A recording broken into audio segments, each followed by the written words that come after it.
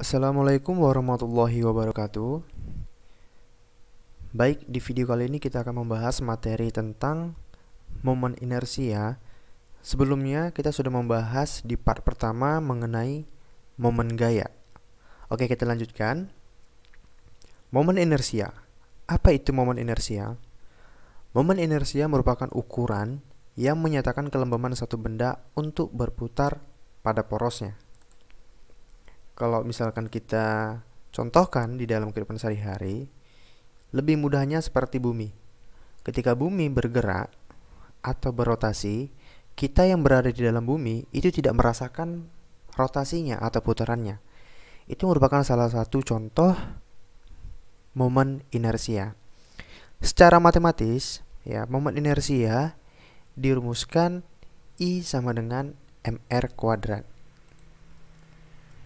Di mana I momen inersia, M adalah massa, R adalah jarak partikel dari porosnya. Kemudian, jika dalam beberapa partikel, misalkan seperti ini, ada benda pertama, ada benda kedua, ada benda ketiga, dan benda keempat.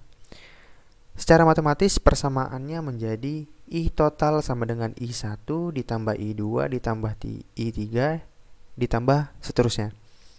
Jika partikelnya ada 5 ditambah sampai 5 kali, kalau ada partikelnya lebih dari 5 maka disesuaikan.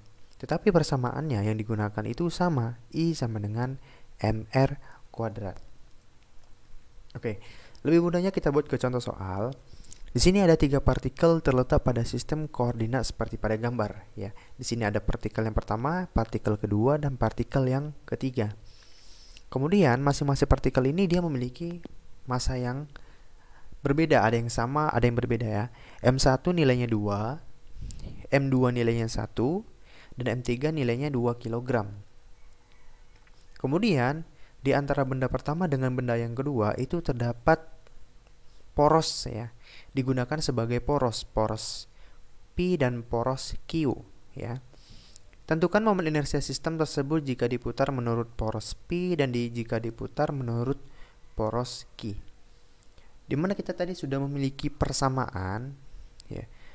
Persamaannya mr kuadrat ya, karena di sini kita mengerjakan untuk menurut poros P, berarti IP sama dengan M1 dikalikan R1 kuadrat ditambah M2 dikalikan R2 kuadrat ditambah M3 dikalikan R3 kuadrat. Ya, di sini ada 3 partikel. Dan perlu diketahui bahwa ya, di sini ada konsep ya. Jika diputar pada poros P, maka nilai momen inersia pada benda pertama itu dia sama dengan 0. Kenapa dia sama dengan 0? Karena tidak ada jarak. Karena tidak ada jaraknya. Ya. Karena tidak ada jaraknya, makanya nilai momen inersianya itu sama dengan 0. Sehingga di sini 2 dikalikan 0 kuadrat ditambah 1 dikalikan 1 kuadrat ditambah 2 dikalikan 2 kuadrat. Jari-jarinya pada benda pertama itu dia 0. Kenapa 0? Karena dia sebagai porosnya yang kita ambil. Tidak ada jarak yang terjadi. Ya, sehingga di sini kita dapatkan nilainya 9 kg meter kuadrat. Bagaimana jika porosnya pada Q? Ya. Jika porosnya pada Q, maka momen inersia pada benda kedua itu sama dengan 0 karena dia sebagai poros dan tidak ada jarak yang terbentuk ya. Kita buat persamaannya dulu. IQ sama dengan M1 dikalikan R1 kuadrat ditambah M2 dikalikan R2 kuadrat ditambah M3 dikalikan R3 kuadrat. Untuk benda yang pertama itu memiliki jari-jarinya ya, memiliki jarinya. Jari-jarinya adalah 1 meter ke titik porosnya. Karena yang kita ambil porosnya itu pada Q. Ada jarak 1 meter. Kemudian pada benda ketiga juga memiliki jarak yang sama, 1 meter ke titik porosnya. Sehingga kita buat di sini nilainya 2 dikalikan 1 kuadrat ditambah 1 dikalikan 0 kuadrat ditambah 2 dikalikan 1 kuadrat. Oke, mungkin teman-teman semua sudah tahu kenapa ini 0 ya, karena porosnya itu berada di benda yang kedua. Sehingga nilai jaraknya dia 0. Oke, ini tinggal kita hitung persamaannya, kita dapat nilainya adalah 4 kg meter kuadrat. Jadi, dasar dan konsepnya yang harus kita pahami adalah jika momen inersianya tersebut diputar terhadap poros, maka nilai porosnya itu dia sama dengan 0 ya, seperti kasus yang ini. Jika diputar porosnya pada poros P, maka benda yang terdapat pada poros P itu sama dengan 0. Begitu juga pada benda yang kedua ya, pada poros Q. Jika pada poros Q terdapat benda, maka nilai momen inersia pada poros Q itu sama dengan 0. Kalau ini kan dia masih satu dimensi. Oke, sekarang kita bahas contoh soal bagaimana kalau dia dua dimensi ya. Di sini ada sumbu X dan ini sumbu Y. Terdapat 4 partikel ya, masing-masing bermasa M. Masanya sama, tetapi bernilai variabel. Variabelnya adalah M, dan M.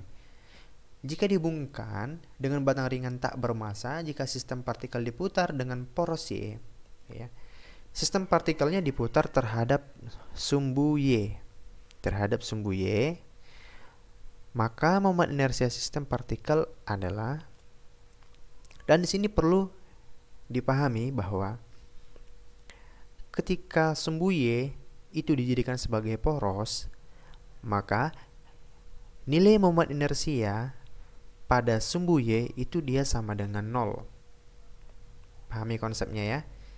Jika sumbu Y dijadikan poros, maka benda-benda yang terdapat pada sumbu Y nilai momen inersianya sama dengan 0.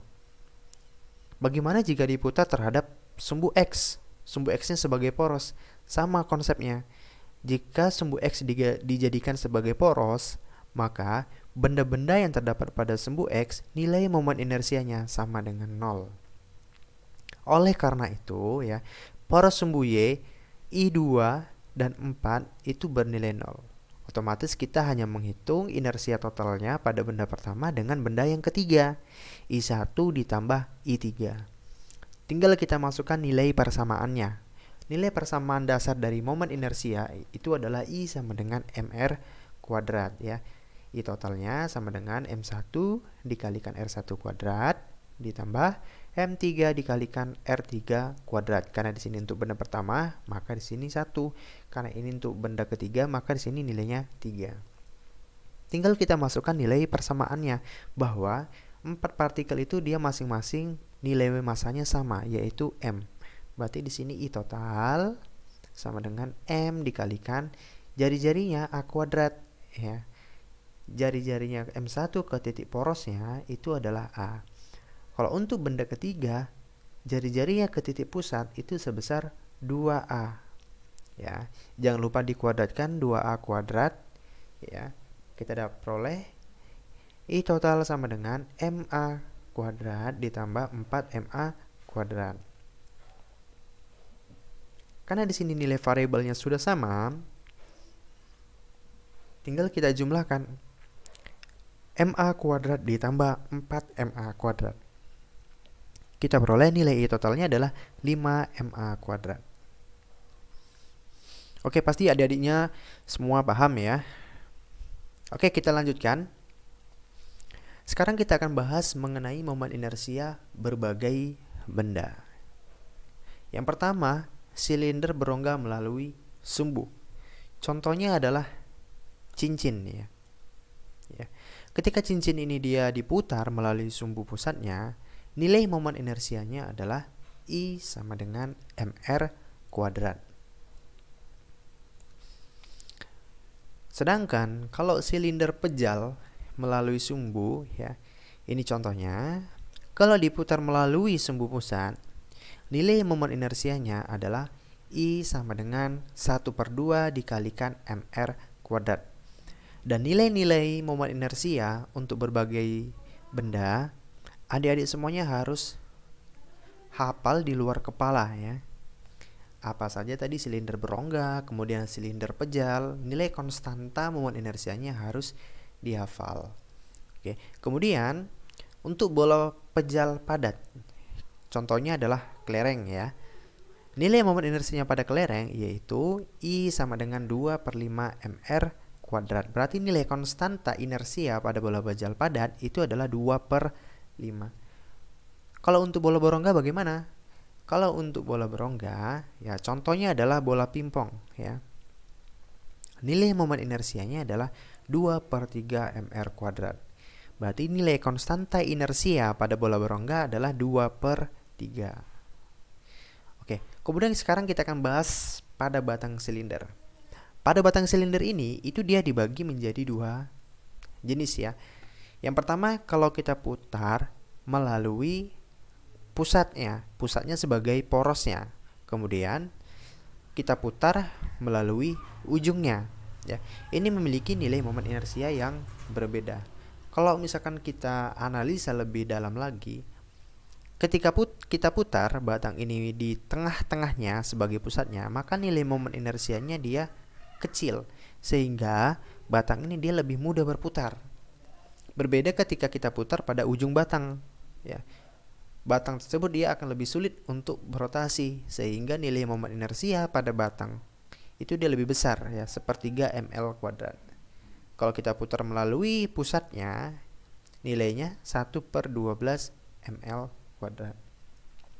Dan inilah sebagai dasar kita untuk masuk ke teorema sumbu sejajar, ya. Ketika kita ingin memindahkan nilai poros kita, pertama kita buat poros kita itu di pusat, kemudian ingin kita geser sedikit dari pusat. Inilah dikenal sebagai teorema sumbu sejajar. Nilai momen inersianya adalah I sama dengan 1/12 M dikalikan L kuadrat ditambah MX kuadrat. Lebih pahamnya, kita ke contoh soal. Oke, sebuah batang homogen seperti ditunjukkan pada gambar mempunyai panjang L dan massa M, serta O. Ini adalah titik pusat batangnya. Oke, berarti titik pusat batangnya itu di sini, pada O. Tentukanlah momen inersia batang jika diputar di titik P.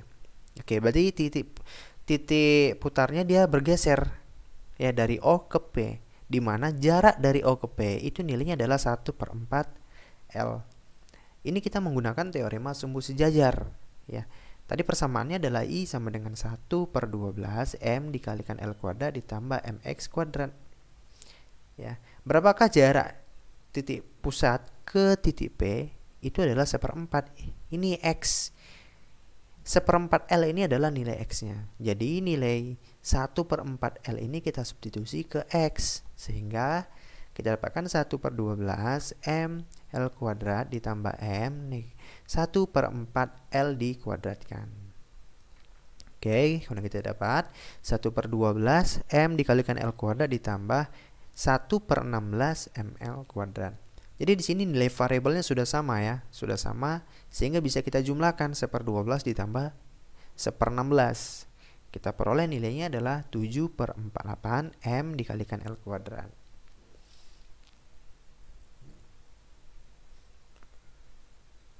Oke, sudah paham? Oke, kalau sudah paham berarti video pembelajaran kita part yang kedua itu sampai di sini. Semoga adik-adik semuanya dapat memahami penjelasan video part kedua ini. Saya tutup. Assalamualaikum warahmatullahi wabarakatuh.